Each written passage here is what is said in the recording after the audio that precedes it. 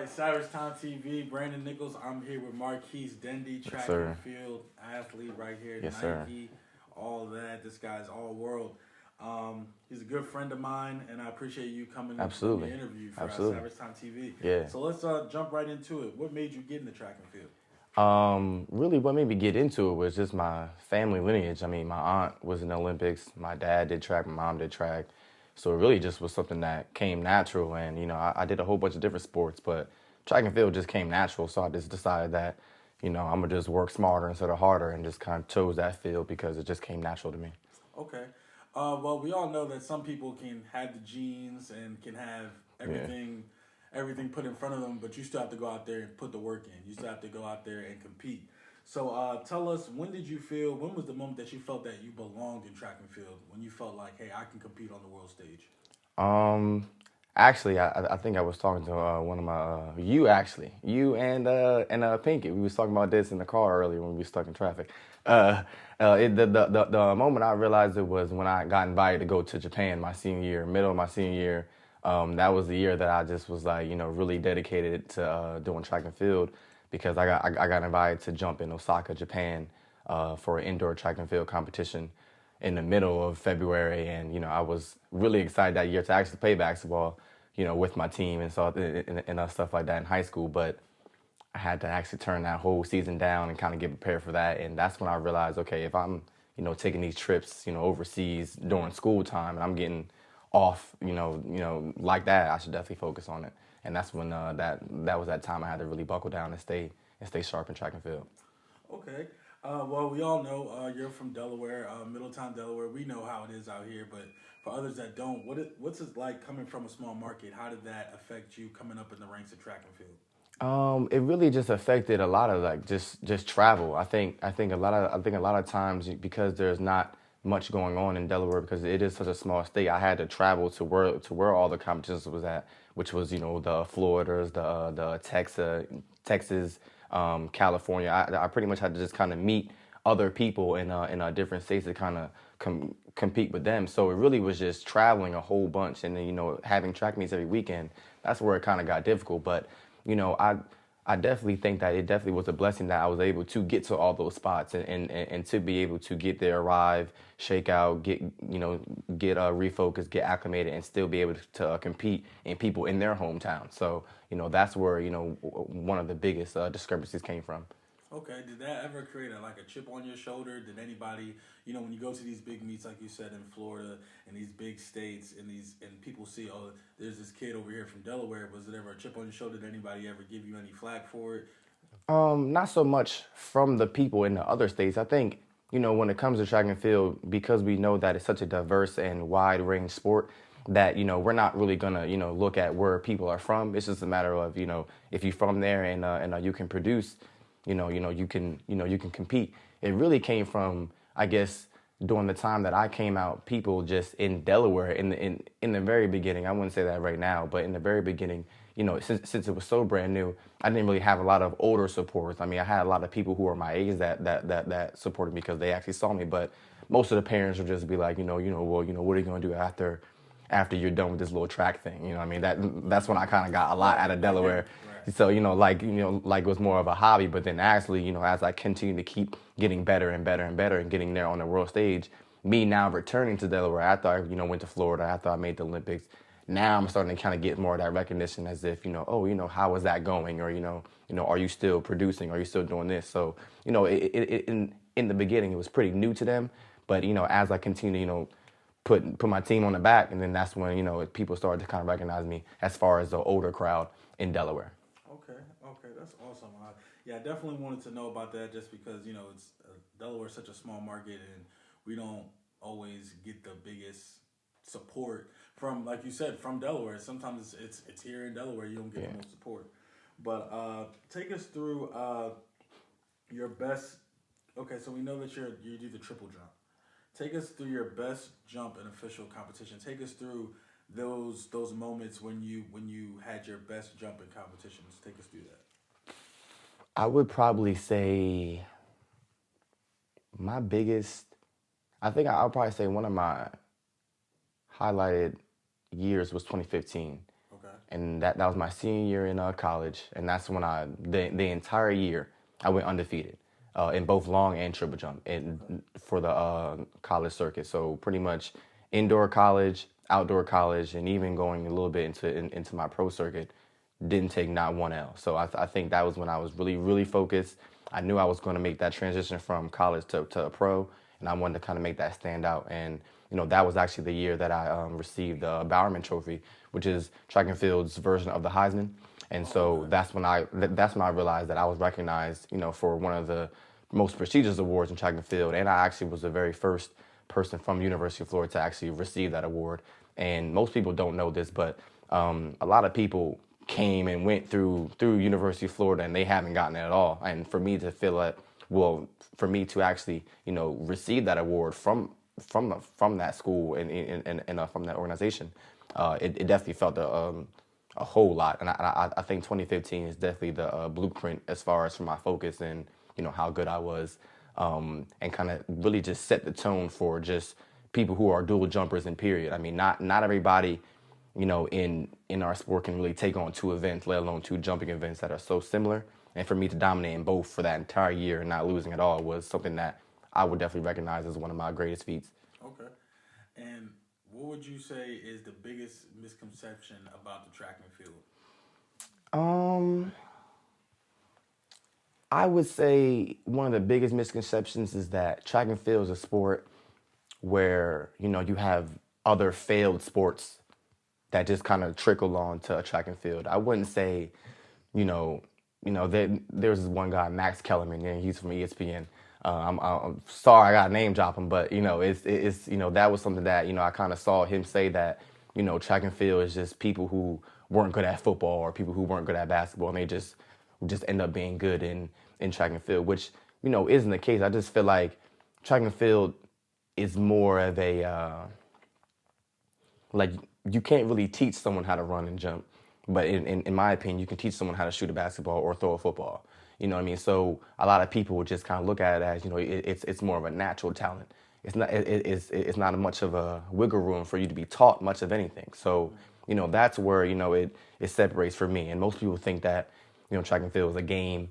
It's really a competition. Basketball is a game, football is a game, but this is the one true competition between someone who is putting their actual physical body. There is no team sport. There is no, we only create that team aspect for the relays. But when it comes down to it, it's really just your physical body with your physical mental ability versus someone else's willpower and physical mental ability going at it. And then not only do you have one-on-one, it's one versus the whole other 8 lanes or one versus everyone else in that field of competition. So, most people look at it as, just that secondary sport, but it's really one of the most primary sports because every other sport comes from that. I mean, there's shot put, there you have to learn how to throw, and that comes from, I mean, most shot putters can be great linemen, you know what I mean, and most high jumpers are basketball players. So there are derivatives from each and every event that can trickle into other main competition sports like football, basketball, baseball. But when it comes down to it, as far as the single cell and primary competition, track and field was definitely one of the original ones. Okay. Well, we talked about a lot of your highs, a lot of your achievements. Let's talk about some kind of lows here. What was your biggest disappointment, and how did you bounce back? One of my biggest disappointments actually followed the end of 2015 year when after I made the 2015 World Team, and this was coming off of my stellar college year. I quickly realized that there's a huge difference between college and professional, and that was when I wasn't able to medal in my World Championship team in Beijing, China. That was 2015. I actually didn't make it to finals in neither of my events, and I was pretty disappointed, mainly because I thought I was in more ready shape mentally. My physical was there. I mean, I was in great shape all year, but there's a huge transition between showing up with a whole bunch of your idols and people who you watched, and now you're jumping right with them. And so that kind of it kind of shook me a little bit because I didn't really understand what to expect, especially going from the people that I watched in the Olympics and watching and being pro and winning stuff like that, and people who have 4 to 5 medals to their name, and I'm just a college guy. So, it kind of definitely showed me, how to get into the ranks. But then I started to realize that after that moment, I realized, there's a reason why people come, get on these podiums and cry, because they've worked so hard for years and years and years to only have an opportunity every 2 to 4 years. And, for me to expect to kind of get a medal right off the jump, I mean, that's when I realized that, I'm actually on pace. And it was actually that very next season, indoor season, I won Indoor Worlds gold medal on my home soil. So, that's how I bounced back. I kind of came right back at it. And, from then on, that's when I kind of realized that, it's all about your mental ability. If you can mentally lock in, you're definitely going to be straight. Okay. That's great that you experienced that and you were able to bounce back. Yeah. Like you said, you bounced back and won that Indoor Worlds. I think that's great. And that just shows how great athlete you are, mentally and physically. Yeah. So let's get into one thing I like, which is music. And I feel like music, when it comes to athletes, goes hand in hand all the time. Yeah. So I know you're usually warming up, prepping. So when you're doing that, what's going through your headphones? What music is playing?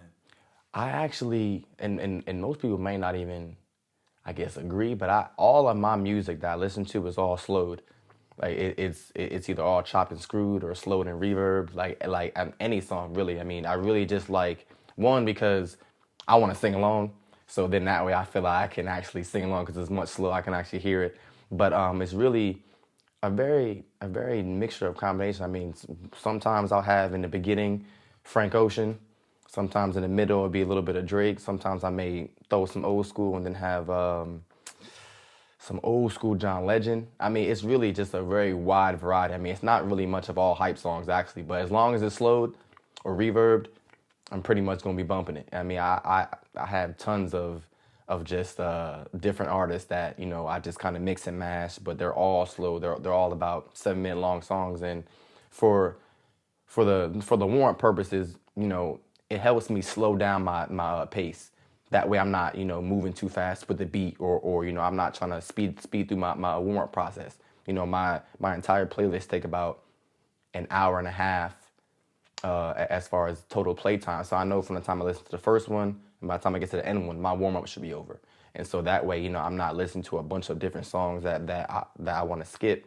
I'm just listening to it and then I'm able to warm up properly. And so that's why I definitely choose that slow and reverb type of style instead of just listening to it traditionally. Okay, that's really interesting. Yeah. I definitely wasn't expecting that. That's definitely interesting. Something I saw was that you had some anime-inspired cleats, and me being a fan of anime, we're both being fans of anime. What inspired you to put that?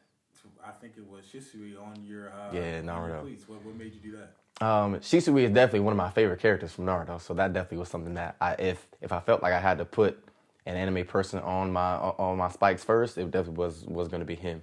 It definitely inspired me because it's just like an embodiment. I think because I watch so much anime, I definitely can relate to it because a lot of the characters, a lot of the plot just comes from just understanding each and everyone's background, all their willpower and then kind of like their will to do whatever they want to do. So, anime kind of brings that out as far as like, you can watch any protagonist or antagonist and, they're definitely determined to get whatever goal in mind to be achieved. And so that's why, I definitely gravitate towards anime a lot. And I definitely kind of, can relate to a lot of the characters because they just are very goal driven and very focused on whatever it is, whether it be good or bad or indifferent. They're definitely goal driven. I feel like that's what allows me to kind of feel more connected with anime a lot. Okay, that's awesome. Yeah, I definitely can agree with the goal oriented drive of almost every anime. They know what they want to do. They achieve it by any means necessary. Yeah. Okay, so wrapping it up. What can we expect from Marquis Dendy in the next couple of years? Professionally, track jumping, anything? Are you doing anything outside of that? Like, what can we look forward to? Yeah, absolutely. So I definitely want to get into, hosting more meets, having more facilities and kind of having more meets definitely in the Delaware area. Because, I definitely want to, definitely have more of the kids to kind of, see me around a lot more training, kind of more hands-on stuff.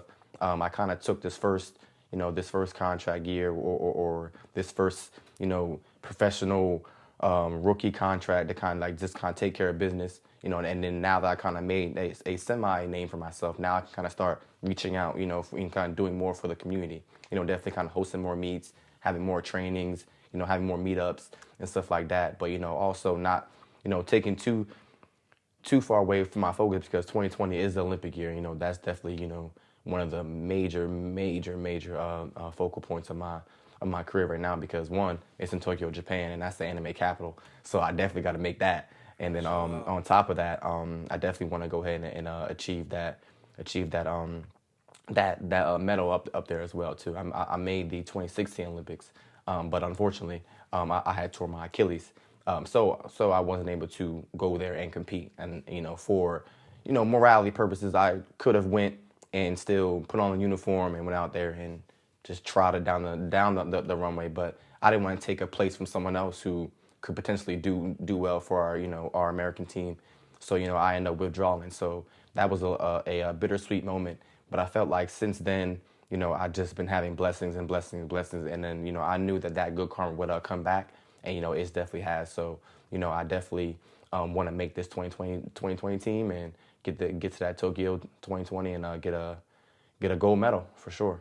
Okay, well, thank you. I appreciate it. Absolutely. Savage Time TV, we appreciate it. And I wish you the best, man. Absolutely. Definitely in Tokyo. Hopefully you can bring back a gold. Oh, yeah. And, keep putting in that work. But this is Savage Time TV. Check us out on Instagram, Facebook. That's it. Hey.